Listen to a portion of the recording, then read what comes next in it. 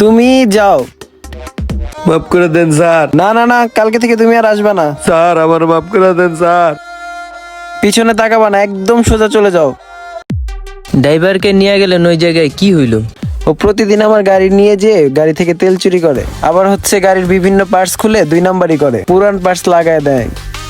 এভাবেই ওর বিভিন্ন অপকৃতি ধরা খাইছে। আমার ম্যানেজারের কাছেও ধরা খাইছে, আমার কাছেও ধরা খাইছে। ওর ব্যাপারে আমি যতটুক জানি, ওর মান্থলি খরচ 18,000 টাকা, আপনি তো দেন 15,000। আসসালামু আলাইকুম ভাই, ভালো আছেন? আপনি কেমন আছেন? আছি আলহামদুলিল্লাহ। ভাই কি ভিতরে গেছে? স্যার ভিতরে গেছে। কি অবস্থা আপনার?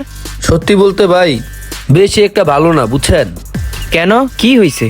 ভাই? ওই যে স্যার খালি আমার সন্দেহ করে, বুঝছেন। আমার হইলো বেতন দেয় 15,000 টাকা, আমার মান্থলি খরচ 18,000 টাকা, তাও সৎ থাকি, তারপরও স্যার যেভাবে সন্দেহ করে এই জন্য একটু খারাপ আছি। এছাড়া ভাই ভালো আছি। ভাইরে বইলা আপনার একটা ব্যবস্থা করি, 15,000 টাকা। ভালো থাকেন, হ্যাঁ? তো ওর